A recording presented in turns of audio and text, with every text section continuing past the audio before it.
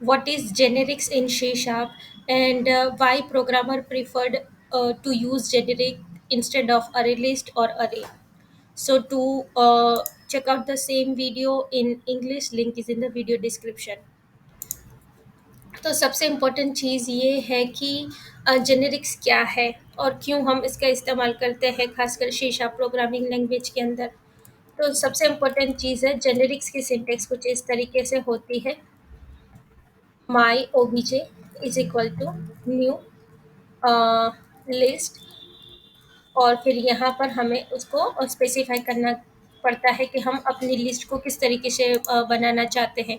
तो सबसे इम्पोर्टेंट चीज़, जब आप जेनेरिक्स इस्तेमाल करते हैं अपनी एप्लीकेशंस के अंदर, तो उस वक्त आपको system dot collection dot generic name space का इस्तेमाल करता पड़ता है। ये सबसे इम्पोर्टेंट चीज़ ये हो गई।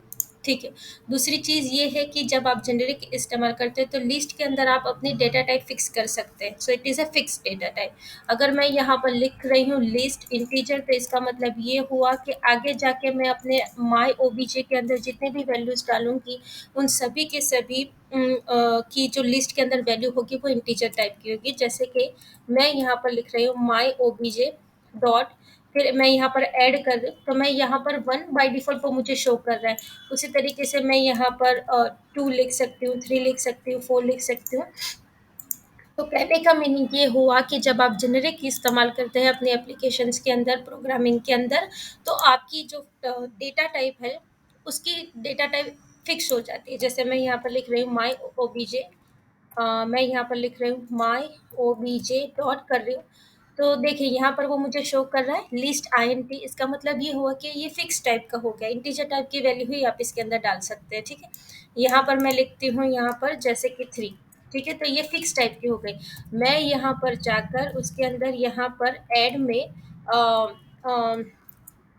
स्ट्रिंग वैल्यू नहीं लिख सकती। यहाँ पर स्ट्रिंग वैल्यू दूंगी तो वो मुझे यहाँ पर तुरंत एरर दे देगा। ये सबसे इम्पोर्टेंट चीज़ होगी।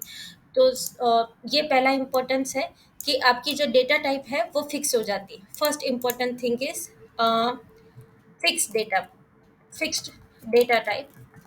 ये सबसे इम्पोर्टेंट चीज़ है। और दूसरी इम्पोर्टेंट चीज़ ये है कि वेरियल वेरिएबल हो जाता है, वेरिएशन हो जाता है। कहने का मतलब कि आपकी जो साइज़ है, साइज़ जो है वो फिक्स नहीं रहती। Size can be anything, size can be anything, मतलब आप जितनी भी लिमिट तक उसके अंदर वैल्यू स्टोर करना चाहते हैं तो स्टोर हो जाती है।